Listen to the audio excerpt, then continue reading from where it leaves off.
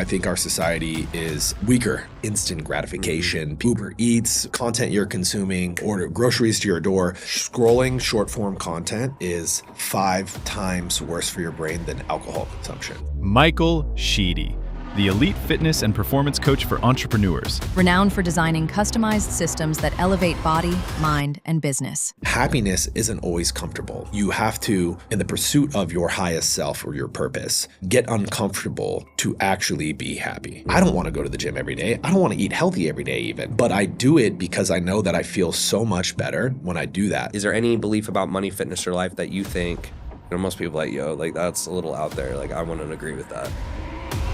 Yeah, good question. Michael, for people who don't know your backstory, what's the turning point that made you go all in on fitness and business? Yeah, good question. When I was 18 years old, I moved out for the first time, and figuring out how to make it on my own. My parents didn't give me anything. Didn't pay for my car, didn't pay for college, didn't pay for my apartment. So I was working at a restaurant. I had to figure things out. I got a personal training certification to learn more about my body and to learn more about nutrition because I just wanted to be jacked. Right. I didn't want to be a personal trainer. I didn't. Were you jacked at the time already? No, I wasn't. I was getting into it. Yeah, just getting into it. I worked out in high school. But I was like, I looked at guys. Steve Cook was like who I looked up to back when I was 14 years OGs, ago. Right. Yeah. So 2011. Okay. Graduating high school, I'm like, that's who I want to look like. I'm like, okay, how do I look like him? I need to learn more. So it's like, like personal training certification. That's the top knowledge that you could acquire, outside of college or whatever. If you, So I got the personal training certification, learned about nutrition, learned about my body, and started applying it. Started changing my physique, and that's when I also got into self-development. So the first book I read was As a Man Thinketh by James Allen. Yeah, philosophy, great book, and that changed the way that I started approaching my life and like discipline and understanding virtues and character and how that shapes our circumstances. That's the main premise of the book. So I basically tied those two together and I was like, okay, well, no one's coming to save me. I can live in this apartment and make $3,000 a month, which at the time like wasn't bad, but my life wasn't amazing, right? I knew that I wanted to make something of myself. So I was like, well, I got to put in work. I got to start being disciplined, cut out the alcohol because I was partying with my friends every weekend, stop smoking weed. And that's when I started competing in men's physique, bodybuilding. Right. And basically from there is like the ascension to what you see today, which is the path wasn't always, completely clear, but it got clear the further I went. Yeah. Do you have any siblings? I have 2 sisters. I used to have 3. One passed away 2022. Sorry to hear that. Yeah, that's all good. I'm assuming that, looking back on your parents not helping you out, maybe at the time it was really painful, but probably looking back now, you're grateful for it. Like, what's your take on that? I think life is our greatest teacher. And I think at the time it was painful, but people change through pain typically. You can look at many experiences, maybe even that you've had, and like, you're not going to make a change unless it's painful enough to change. We don't change when things are easy, right? So for me, that was a painful time riding the bus to work. I was riding the bus to Subway, and I was sitting on the bus next to a homeless person when I was 18 years old. All of my friends were in college, and I was sitting there like pissed off. And I was pissed off at my parents. I was pissed off at myself, and I was like, I promised myself that I will never be back here. And then like that lit a fire in me. So I think that pain was at that time of my life, being 18 years old. If I would have had everything handed to me, I don't think I would have worked as hard as I did to get to where, ultimately I've been able to It's funny you say that because, I grew up in I would say a well-off neighborhood, but most parents had 1 or 2 kids. My dad had 7. And then he pretty much got by doing odd jobs. Like his main job, he was a teacher, didn't pay anything. And so a lot of those kids, I think, as they grew up, I feel like their parents did give them a lot, like gave them the cars, give them allowance, whatever. And as they go through life, I don't think they actually progress as much because they don't really have an incentive to, because they can look at their parents and kind of get it. Versus similar to you, my dad, he just, said, hey, you got to figure it out. Like at 14 years old, I asked him to go to the movies and he said, do you have a job? And I'm like, I'm like, why is he asking me this? Like, no. And he's like, oh, I guess you can't go. And then he just walked away. So I love that though. Yeah, I but think it's great. at the time it was painful, like you said. But looking back, I actually think that's what molded and shaped me into who I am today. Yeah. So, looking back, you're more successful now. Do you think it's more about the pain you've been through that's really taught you those lessons? Or do you think it was more kind of the vision you held that got you there? It's probably a little bit of both, but do you, meaning, is the pain kind of what got you to the point you're at today? Or was it like, oh, I just always had this vision, I really just wanted to get there? I think it's a combination of both. You kind of took the words out of my mouth. Pain and purpose, right? Alex Hormozi talks about it, the 3 traits that make like a great entrepreneur. One of them is you're afraid of going back to where you've been, right? So it's like this fear. Then you have this massive like purpose to envision to accomplish something. And then an insecurity that you're never doing enough. I think it's a combination. Yeah. It's honestly the same for me, right? I don't want to go back to where I've been because it's painful and scary. I have a vision that I want to accomplish for myself because I have a vision for my current family and my future family. And then a lot of the times I don't, even though other people will tell me, dude, you've killed it. You're killing it. I'm like, but then I look at people that are, further ahead and I'm like, no, there's so much more that I could be doing. Right. So, right. What's the single hardest challenge you've overcome that you think has shaped your resilience? One more time. Yeah, what's the single hardest challenge you've overcome that you think has shaped your resilience? So maybe just the hardest thing you've been through is a better way to ask it. Wow. It's a good question. I mean, there's been a lot. Losing my sister suddenly in 2022 was February 2nd, 2022. I have a tattoo right here that says purpose because family is my purpose. That's what ultimately changed the way that I looked at things. Because I was in my entrepreneurial journey at the time already. That was 3 years ago now. But at the time, I was personal training and I hadn't yet scaled my business online. So that was right before I started getting into online coaching, actually. But when it happened, it made me evaluate the decisions that I was making that were not allowing me to progress as fast as I could be. And I realized how selfish it was when I looked at my family and I realized that I was the patriarch in my family. Like I realized at that time, as much as my, father had done things, I'm like, I'm the next one up and I got to take this serious. Because I realized how much of a rock I was as well. So I used that situation as, something that provided me through the pain purpose to cut out distractions, get serious about my business, because I know that I can impact my family and my future family.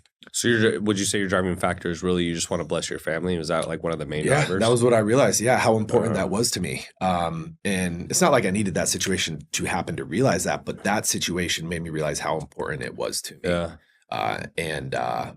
It was, of course, unfortunate for my family, but again, I think it goes back to like the most painful things in our life. Sometimes are the things that will drive you to make changes, to step up in areas you wouldn't have otherwise. Yeah, I have a pretty big family, like very big. We really love having our babies. Yeah. And I know a goal for me, and I've seen a lot of successful people do, is they'll just have these vacations, let's say, 1 to 4 times a year. Yeah. And they just pay for their whole family, all the flights, all the hotels, everything, and that's going to cost, depending on how big the family is, 50 on the low end, maybe to 200 racks.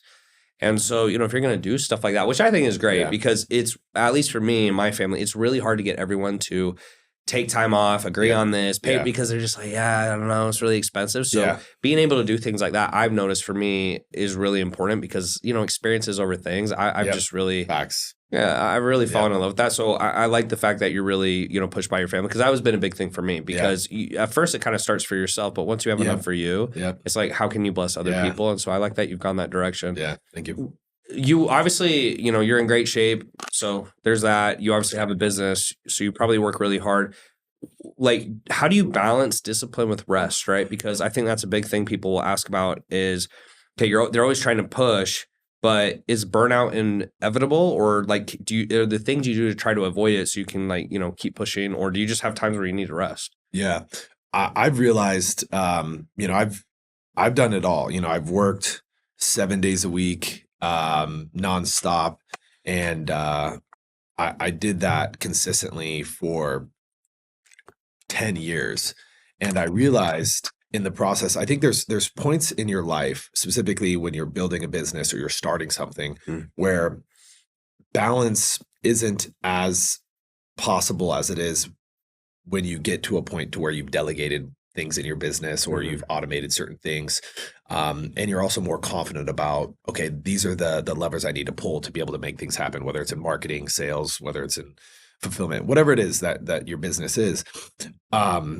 For me, I had to get to a point to where I had the luxury to be able to take a Sunday off. And I think for me, that's been the biggest, honestly, the biggest change, where I used to burn out literally every couple weeks, and not burn out like I don't want to, fulfill my business, but more or less like, dude, I have zero energy. I can't, like, it's hard to focus. Right. So for me, taking Sundays off, has been huge. And that's something I don't take, appointments on Sundays. If I do anything, it's content creation, on Sundays, but taking a full day of rest. That's been big for you. I think for me has increased productivity, because then I show up on Monday for a podcast. I didn't work yesterday. I'm ready to go. Yeah. You're ready to go. Yeah.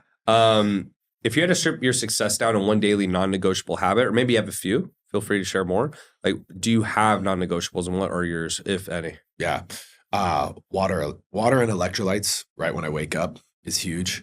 I do my best not to touch any electronics, blue light for the first 20 minutes of the day. There was I just saw a few things on Instagram, like, scrolling short form content is 5 times worse for your brain than alcohol consumption.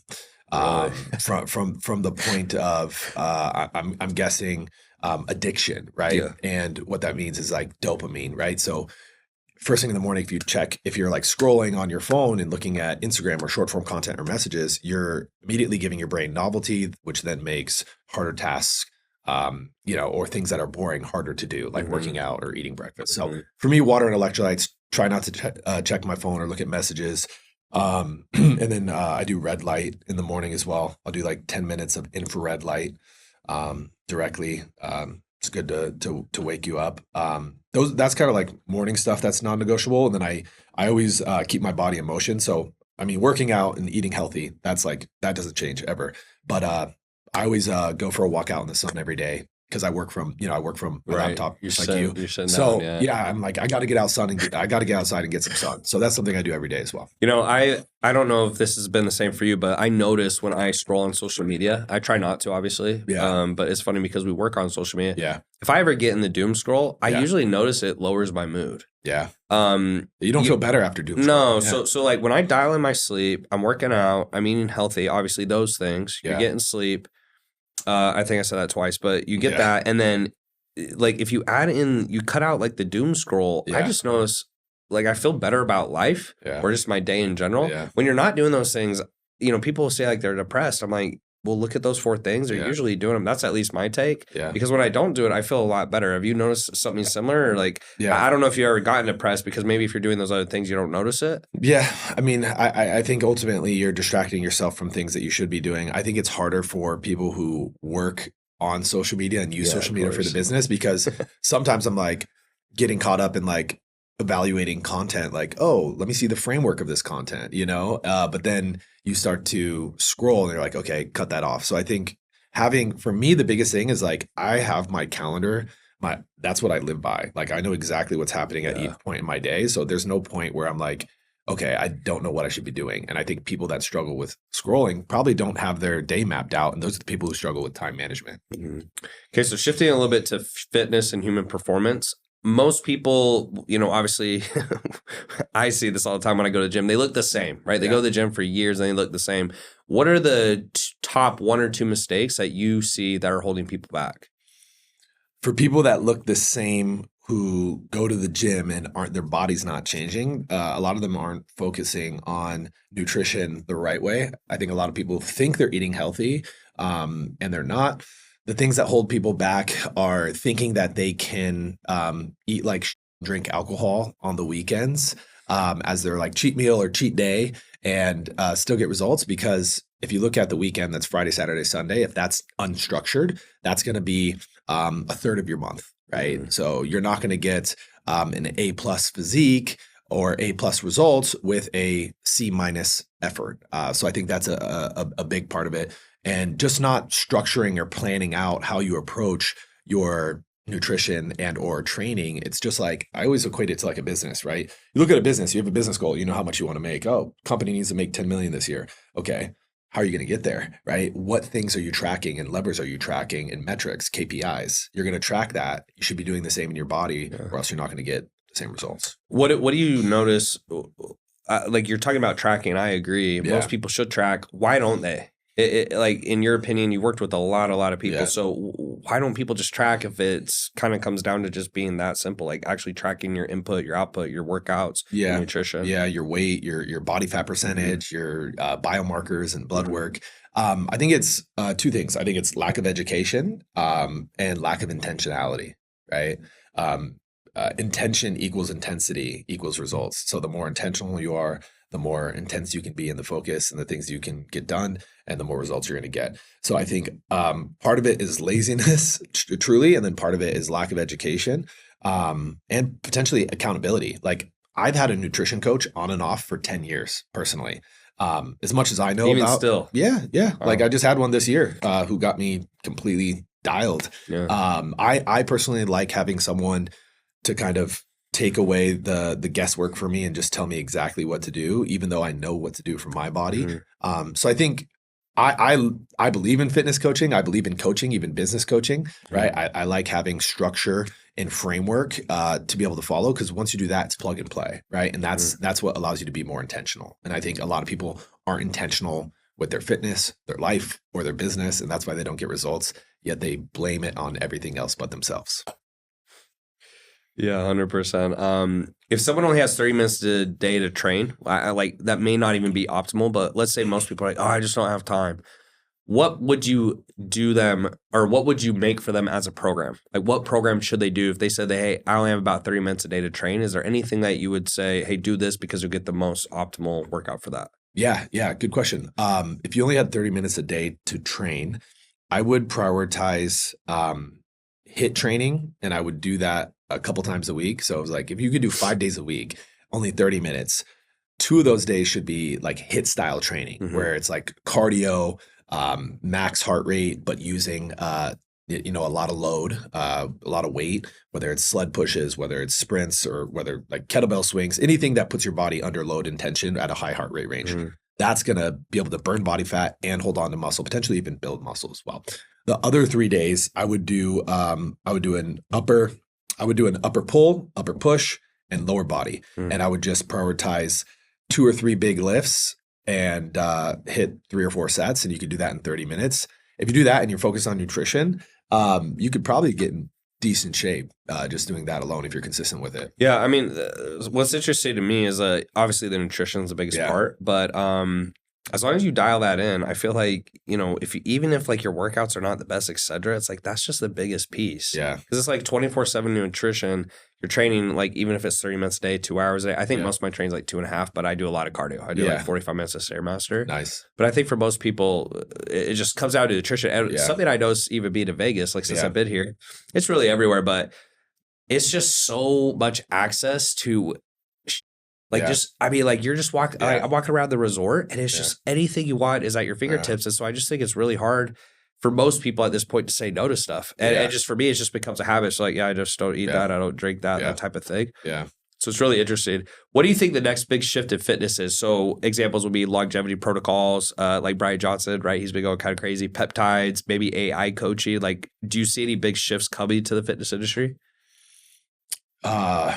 There's 2 things, right? Because there's people that are ahead of the times, and there's people that are, behind, in trends. And I think the general public right now is getting familiar with peptides, is getting more familiar with biomarkers. They're getting more familiar with biohacking.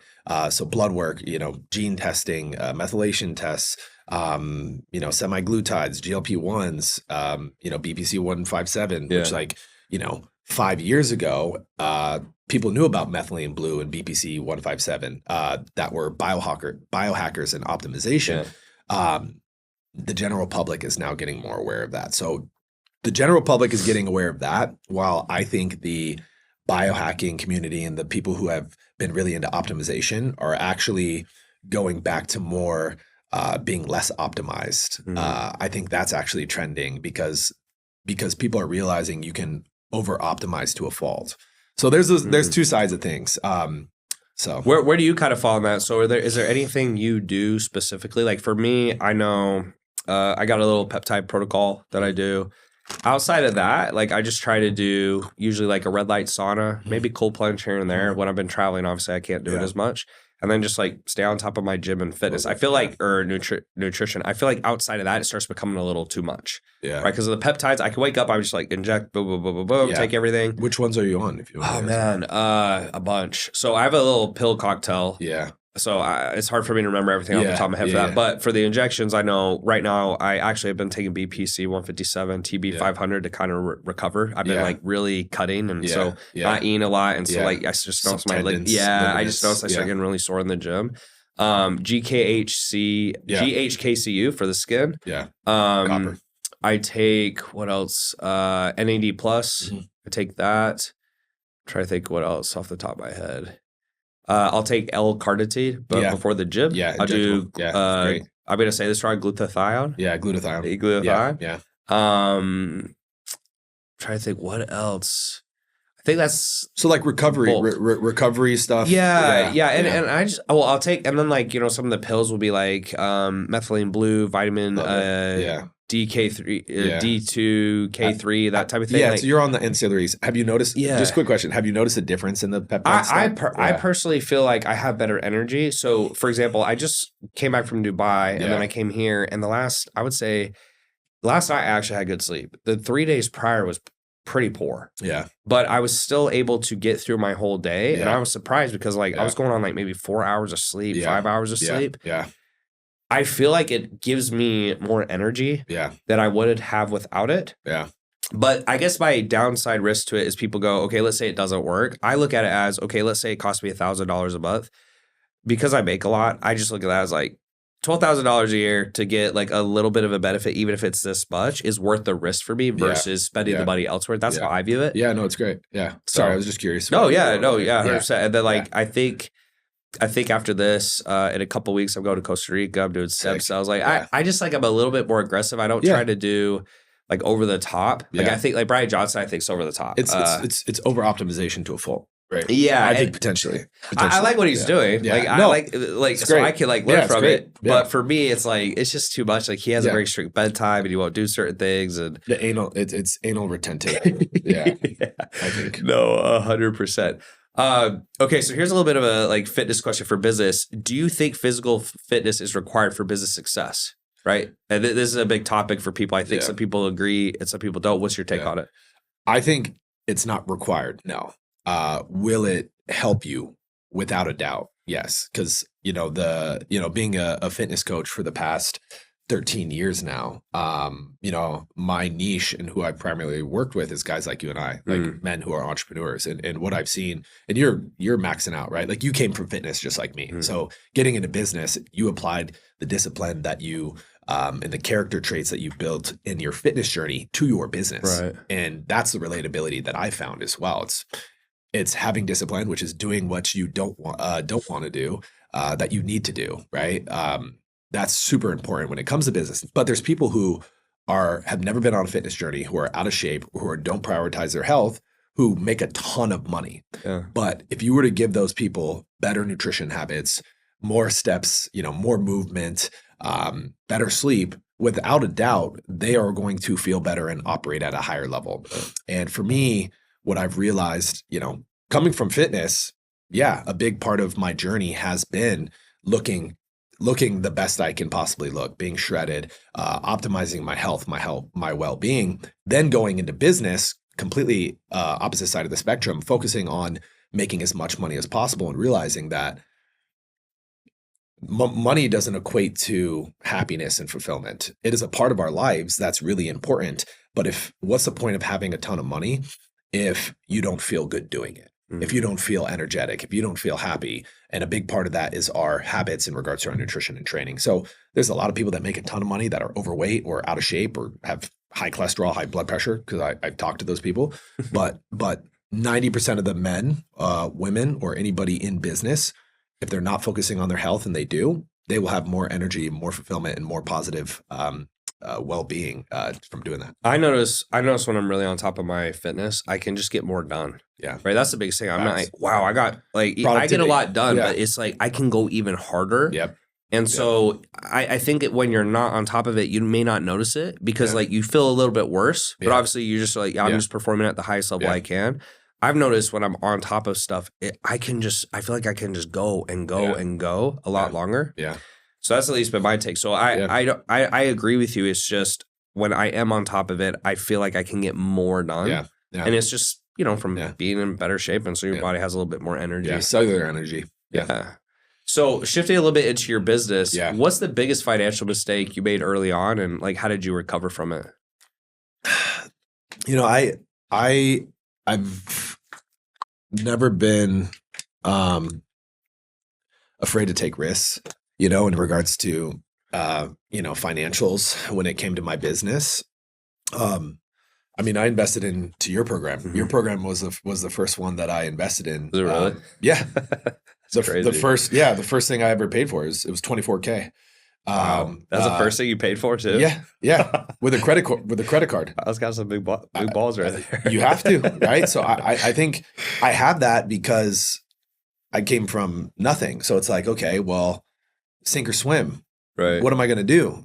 Burn the boats, right? That's one of my favorite, quotes. Like, so I haven't made a financial mistake because every risk I've taken in regards to finances, to me, has been I either win or I learn. I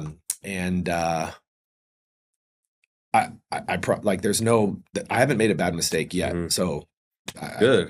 That's awesome. I usually will tell people, I say it's 80-20 rule. So the things I've invested in, I agree with what you said. I love that because you either learn what not to do and you're very sure because it didn't work. Yeah. Or you get the 20%. I say that's usually 80%. And then the 20% actually moves the needle, right? Moving the needle mean you actually make more income. Yeah. I just think a lot of people, they think it's supposed to be linear. So it's like, I do this, it works. I do this, it works. I do this, it works. It's like, no. It's like, it's just more up and down. Yeah. And I think a lot of people hurt their growth because they just are looking for a linear path. And I'm thinking, like, when you go to school, you have a good teacher, you have a bad teacher, you have a good course, you have a bad course. Yeah. When it comes to business, for some reason, I think people, they don't accept that for some reason. It's a little weird. Yeah. But I love that. That's your mindset because that is part of the reason you're successful, I think. Because when I hear people say that, you're looking at as either way, it's a good decision versus, if this doesn't work, it costs us much, that type of thing. And it's funny because when it's full circle actually moment for you and I to be sitting down here and talking today is actually, I was thinking about it on the way here. I'm like, it was December of 2022 when I saw one of your ads on Instagram, and I knew I followed you already. And I was like, business coaching. I was like, I need this. I think I need this. And I got on the call with one of your guys, Trey. I actually remember his name. Yeah, he's still there. He's still there, I remember Trey. Yeah. So that's crazy. But methylene blue. I swear, probably.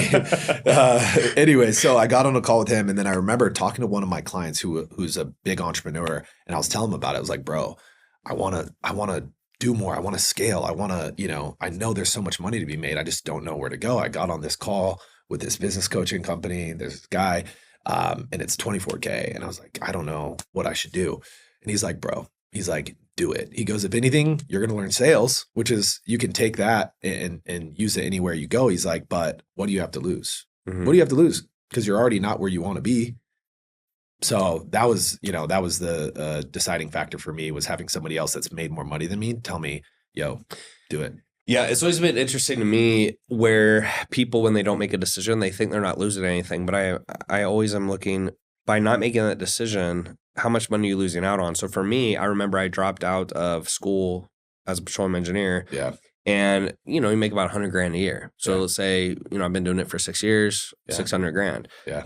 I mean, I've made way more than that. Yeah. Right. And so at the time you'd go, oh, I didn't really lose anything, but I would have lost out on what 114 point something million at So least. sick. Yeah. Yeah. So sick. Not all of that was take home, obviously, Yeah. but Yeah. I still, understand. it's Top line. Yeah. it's just people don't think about that, and so when they don't make decisions, I'm going, man, you just don't understand because you can't see it, right? Yeah. Like you can't go down two paths at the same time. But Conditioning. that's a thought that always scares me. Is I always fear regret more than fear. Yeah. And I think a lot of other people, they fear more than regret, like because you can't do both. Yeah. You're going to be scared. And so to me, my kind of North Star is, you know, if I don't do this, will I regret it? Like, will I look back at my life and have regret? And a lot of times, if the answer is yes, it's like, then I'll do it, even if it's risky and it doesn't work out, because at least I know, right? At least I know, and I look back, hey, I did everything I could do. I took all the risks. I made all the mistakes. I don't know. That's always been kind of the North Star for me. You win or learn. Right. And I think that's the right attitude.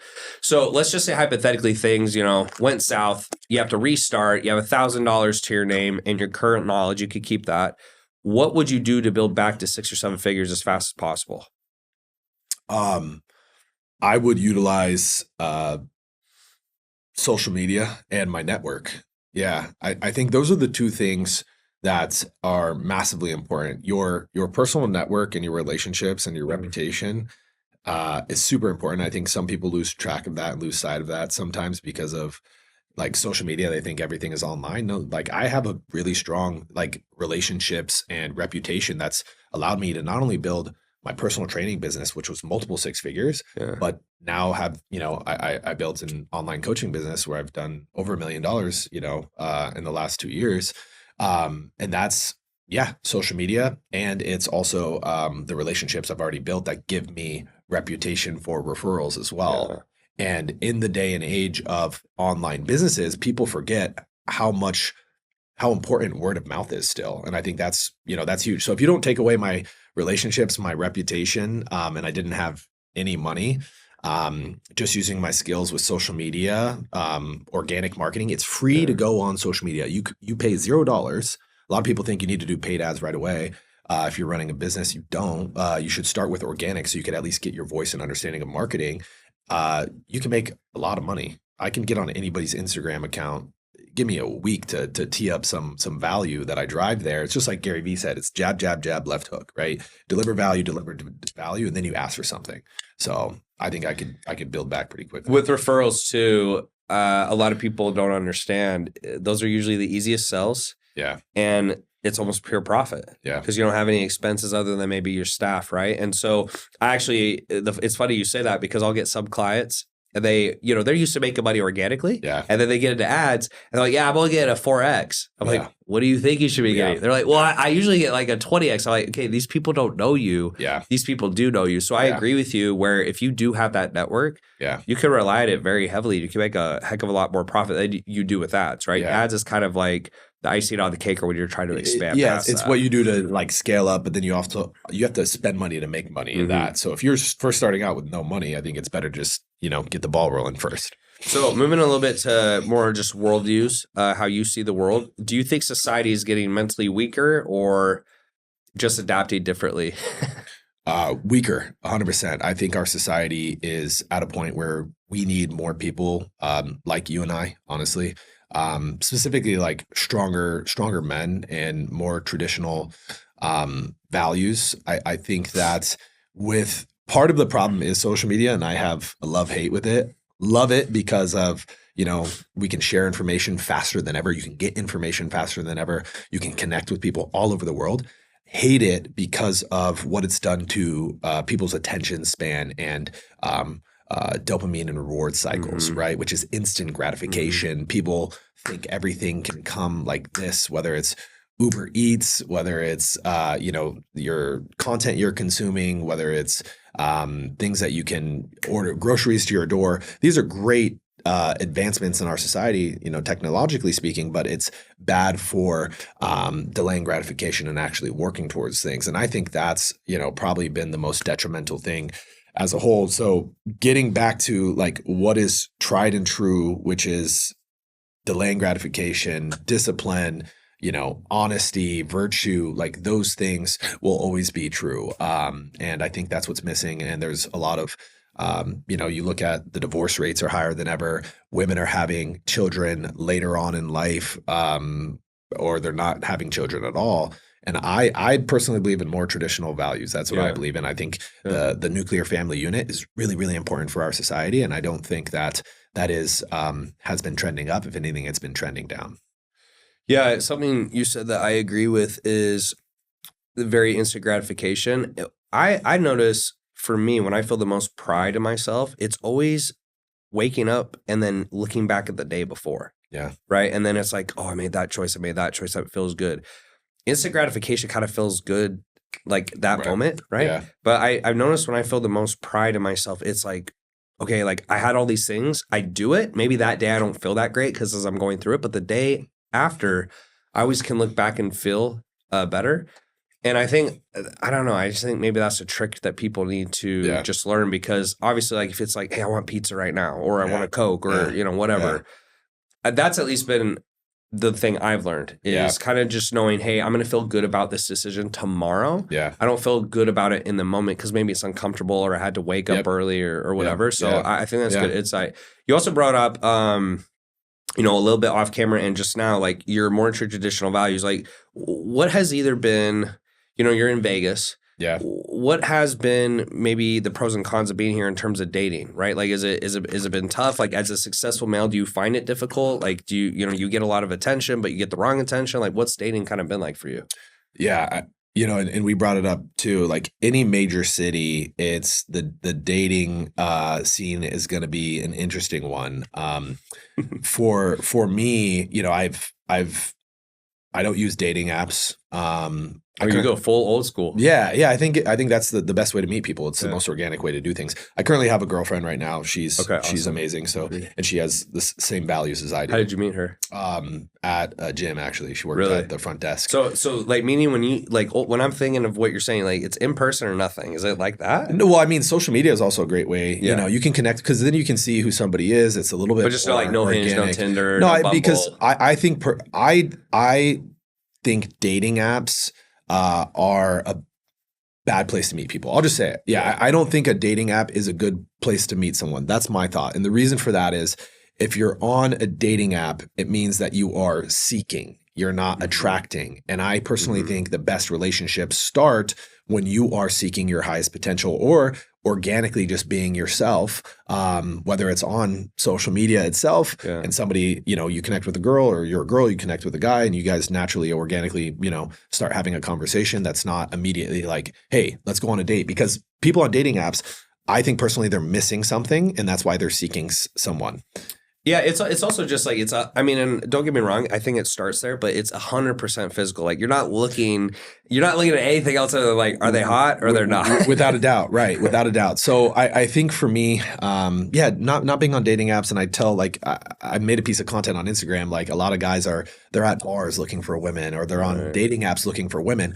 All that time and energy that they're spending looking for a girl, they can instead put into themselves to become the best version of themselves. I love that you said that because I've noticed as I've gotten older and just have more success, more money, stuff like that, it is probably easier now than it's ever been my entire life, because once you're a little bit older, you have some status, you have some money, girls see that you have discipline, like it's honestly, I find it super easy, like almost to the point where it's like you almost can like be pushing people away versus kind of chasing. Yeah, standards. Well, where was I going to take that? Oh, how much time do you spend on it? So like before you had your girlfriend, did you have an allocated time per day, or are you so focused on what you're doing that you're like, yeah, not really. If I see a girl that maybe is cute, maybe I'll DM her or something, or if I see her in person, but I don't really spend any allocated time. Yeah, zero. I think, no, honestly, no, that's the truth. And I think, I mean, you're a good looking good right? I'm a good looking guy. We're both in great shape. We both do well for ourselves.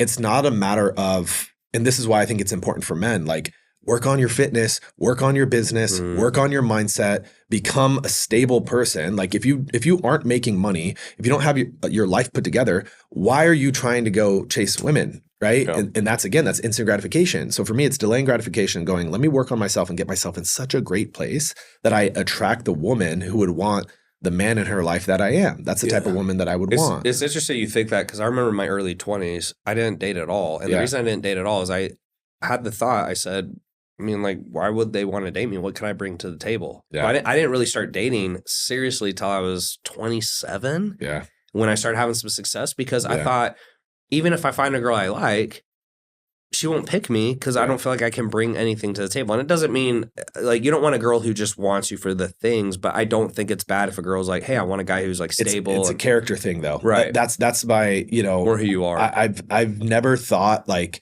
a gold digger would be like the girls in Dubai, right? Like it's like it's a girl that expects a Cartier bracelet before you take her on a date and you don't know her.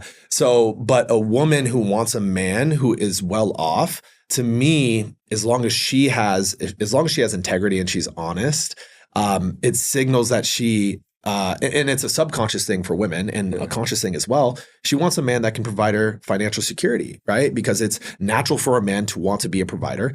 And I think it's natural for a woman to be more of a nurturer. I think feminism is the worst thing that's happened for relationships because it pushes women to be hyper independent, which then makes them delay getting married and delay having kids, and it puts men in a position to where what's the value that I can bring to the table if I'm not a provider? Yeah. Well, what's your take on, if a girl works or doesn't work? Like, do you care? Or, some girls, like, they kind of want to be a boss babe, but they also want to be, with a guy, or like some girls, they just want to be a stay-at-home mom. Like, do you have any personal takes on that? I think it's personal preference. I think if a woman wants, I think a boss babe, no, absolutely not. I don't think that's a good mindset, and that goes back to feminism. But if a woman wants to work, yeah, have a job, like do your thing. However, if your goal is to start a family, if you're a woman, right, or you're a man, and you want more of a traditional relationship, not everybody wants that. I, however, believe the nuclear family unit is what's healthy and is sane for our society to be able to progress forward. And that being said, it's if the man can't do what he can do, which subconsciously and consciously is masculine, which is to be a provider and protector. So he needs to be able to work. And the woman is prioritizing her career and they have kids. Well, then something has to give. Yeah. Right. Some of the best advice I actually got, at least I think it's good advice, is I have a psychologist I talk to quite a bit. And then I talked to Mosey quite a bit. Yeah. And the two things they said, the psychologist said, you should only want 1 to 3 things max from your girl. And he's like, if you can get it from a guy, get it from a guy.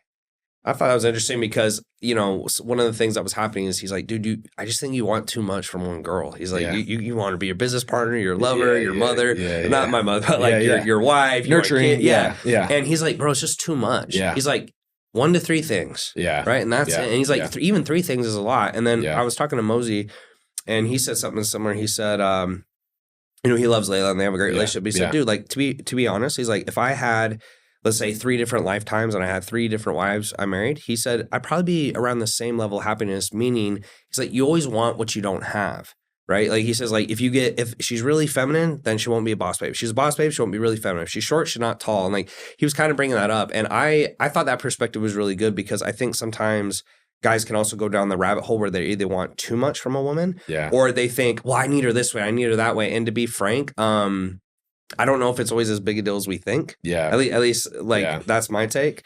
So I think it's interesting hearing what you're saying because, that's like a realm I've kind of delved in quite a bit. Yeah. And I think a lot of guys, like you said, if you just focus on you and you attract these girls, that's a better way too because they're coming to you. Yeah. And then you can kind of push or pull who you like versus you're just constantly chasing. I find that exhausting. Yeah. Like to be quite honest. Yeah. I mean, it's and then you're not pursuing your highest self or your purpose, which is to be the best you can possibly be for yourself and your future family. And I think every man personally, like it's biologically in us to procreate and start a family or at least have kids. Where do your traditional values come from? Good question. For me, my parents divorced when I was very young, when I was 2 years old, and I lived part-time with my mom, part-time with my dad. And I think growing up that way, I want to have a family where I'm in their life and their mom is in their life, So I think that's where it comes from, is going, okay, I see what I've had, which is like made me who I am today. Amazing. But I want more of a traditional, family where the children get their mom and their dad in their lives, right? I think that's super important. And if you look at crime rates, even like psychology, success rates, given that you don't give your children everything and you allow them to be challenged in some way, shape, or form, which could be a challenge for you and I, given that we can give them more financially, right? It's like having your dad and your mom around, a masculine figure and a feminine figure, and having those two roles, I think is great for a healthy person. Yeah. What I find interesting is, you had a divorce very young. Yeah. And some people will take that and they'll go, this is why you shouldn't get married. Yeah. You take it as this is why you should. Yeah. I just find that always very fascinating because people will go through similar experiences, but they go down completely different paths and they look at it completely differently. Yeah. So there's nothing else to say besides that, but I just find that fascinating because I've seen that in my family, my friends, and go through similar experiences and they just see it completely differently. Yeah. And one is to a detriment, I think, and then the other one is like a very positive light, which it kind of feels like that's how you view it. Yeah. The quote is, sympathy is the life force of a victim. It reinforces the story that keeps you stuck. Yeah, I love that. Is happiness overrated, or do you think should people chase purpose instead, right? So should they chase happiness or purpose? Is happiness overrated? I think everyone wants to be happy. I think if you chase happiness, you won't get it. If you instead put energy into your purpose along the way, you will be happy. But our brains are naturally wired to seek comfort every day. That's how human brains are wired. We seek the thing that gives us the most comfort. So a lot of people struggle, and this is why 70% of the U.S. population is overweight. 45% of the U.S. population is obese. I was watching The Biggest Loser documentary last night, which was an interesting one. You should check that out if you have it. But 45% of U.S. population is obese. 70% of the U.S. population is overweight, and that is purely because it's crazy. And like you see it, but it's just hearing those numbers is crazy. It's wild. I mean, you and I go to gyms. We go to a lot of places where we don't necessarily that. You go to the airport, you look around, 2/3 of the people you see are overweight, and they're at Cane's, right? Or they're in another fast food place. But what that tells me is people are constantly seeking comfort. And you can't tell me that the people that are constantly seeking comfort in entertainment, in drugs, and alcohol, and food, and lack of activity is you don't want to go to the gym every day. Mm-hmm. I don't want to go to the gym every day. I don't want to eat healthy every day even, right? But I do it because I know that I feel so much better when I do that. So happiness isn't always comfortable. And you have to, in the pursuit of your highest self or your purpose, get uncomfortable to actually be happy. Yeah. Which isn't always happiness. I think to grow, you have to do that. And that's what's the annoying part is when I look at the times of my life when I feel the best and kind of the most proud of myself, et cetera, you're just doing difficult things. Yeah. And when you go away from that, you just don't really feel that good. Even like when people say, hey, do you ever party? And I'm like, probably a few times a year. Like I'd say like 5 or less. Yeah. Very, very minimal. But the reason when I do, I have so much more fun than I feel like everyone else because I'm just like going so hard all the time and I never do it versus if you party every single weekend, it's like anything. It gets old. Yeah. Like it gets old very fast. And so I think having, whatever percentage you want to put on it, but for me, it's like 90-10. I'm like 90% of the time I'm really driving. 10% of the time, maybe I'll enjoy my life a little bit. Yeah. And that's the balance that I like. I find more than that, I just really stop enjoying things. And I think the people that I've seen that are at the highest, that not only at the highest level of success, but some of the people that I've seen that have the most fulfillment, they do get uncomfortable on a daily basis. And it doesn't always have to be working out with intensity. It could be meditation. It could be not touching your phone for the first 20 minutes. It could be reading. It could be, so there's so many different ways to get uncomfortable that aren't just intensity and eating clean and training hard. But a lot of people avoid those things because they're uncomfortable. Yeah. What's a belief you hold about money or fitness or life that most people would disagree with you on? And there may not be anything, so you don't have to reach for straws, but is there any belief about money, fitness, or life that you think, most people are like, like that's a little out there. Like I wouldn't agree with that. Yeah, good question. I think that being humble is overrated. I think when people talk about, work in silence, don't tell anybody what you're doing, don't talk about yourself. I think you should think you're the greatest. I think you should have such a high sense of belief in yourself and in your abilities, and be proud of your accomplishments. And I think a lot of people, they take the work in silence and be humble thing too seriously.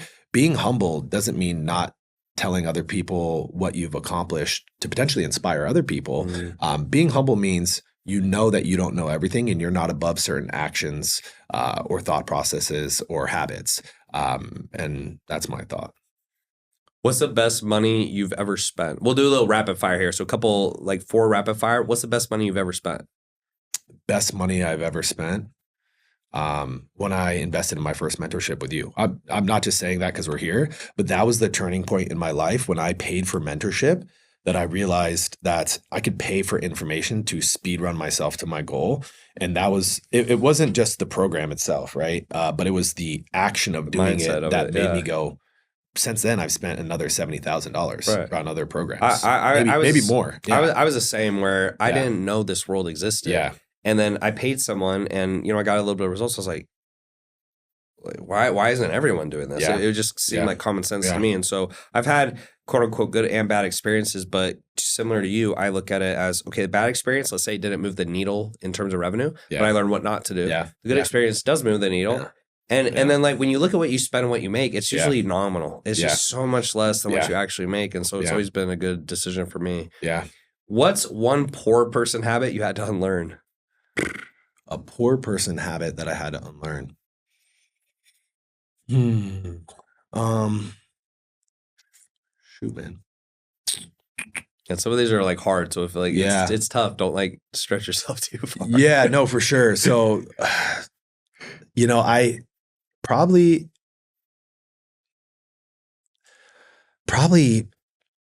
just being, honestly, I don't have an answer for that. No worries. Yeah, no worries. It's some of these questions are a little bit tougher because I don't feel like I really had like poor person habits. Yeah. I really don't. I just feel like I needed, once I read As a Man Thinketh, like that book when I was 18 years old, I'm telling you, it changed the way that my brain, I like rewired it immediately. I think for me, when I think about that question, I just had the mindset like, oh, if I can't afford it, then I can't do it. And then I didn't realize later, it's like, you're a grown ass adult, get resourcul, like figure it out. Right. Yeah. It was like, oh, I can't afford it. I can't pay for it. Like it is what it is. Yeah. And I think what really helped me is when I did invest in my first program, I had $2,000 to my name. Yeah. And it was $5,000. Yeah. And I literally had to like put a deposit down. He was like super high pressure selling me. I didn't even know what they were doing. Yeah. Yeah. And I get a credit card, and it was my first credit card. And I think it had a $5,000 limit. Yeah. So you maxed it out. Yeah. And I pretty much maxed it out. Yeah. And I was like, I was scared. I was like, yo, for me to pay this off, if I only make what I'm making, it's going to take me pretty much the whole year. Yeah. But it kind of forced me in that position to be successful. But then when it worked out, I was like, oh my gosh, for 2 years, I just sat there and was like, I can't afford it. And then what kind of got me over the edge was I was looking back and I'm like, I'm in the same spot. Like I'm in the exact same spot I was at 23. Yeah. And now I'm 25. And that kind of is what got me off the edge. And after that, I never looked back. I just kept investing like crazy. Yeah, you've crushed it. If you could put one sentence on a billboard for the entire world to see, what would it say? No one's coming to save you. It's a good one. What's the next big challenge you're chasing personally? Excuse me. I am starting another business. Yeah. Looking into the telehealth space. Actually, Heck yeah, dude. It's interesting. We were talking about peptides. A little off topic, but the guy I like the most, you probably see him on YouTube, More Plates, More Dates guy, Derek. He's got a telehealth company, Merit Health. Yeah, I work with them. Right. Yeah. Yeah, and that's actually where I get most of my stuff currently. Yeah. No, Merrick's incredible. Yeah. They have a great business model. I actually quite a few of my clients get blood work. Blood work done as a part of their program. Yeah, I mean, it's something that I've done since I was 24 years old. I started getting blood work done. Yeah. So yeah, I fully believe in making sure that you're looking not just on the outside. You could look at your body fat percentage, your weight, but if you're not looking what's underneath, right? How are your hormones, right? Mm-hmm. And a lot of men, just like yourself, you want to be a high level operator. okay, if your free testosterone is in the drain, if you're vitamin D deficient, there's so many other key metrics that you could look at. So I believe that's such an interesting space. And not only that, it's so valuable for people who are looking to get an edge in their health and even cognitive function as well. I'm curious like on his ROI. Like I'm sure he gets a lot because he has a lot of traffic, but I'm curious on the profit, like on that type of business. I don't know if it's a ton. Like, have you looked into it a little bit? I have. Yeah. Is it pretty high? Yeah, it's pretty high. Yeah, not as much as of course, like high ticket coaching, right?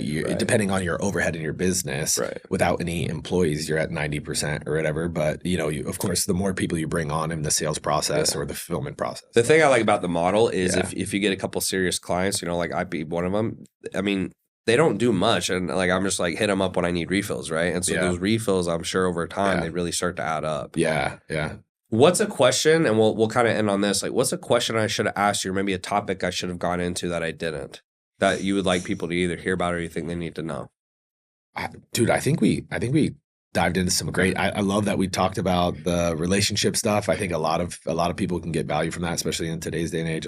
I think we did. I think we covered a lot of great topics. All right, good. Yeah. So if people want to, connect with you, learn more about you, where's the best place for them to go? Instagram is where I'm the most active. Michael Sheedy Fitness is my Instagram.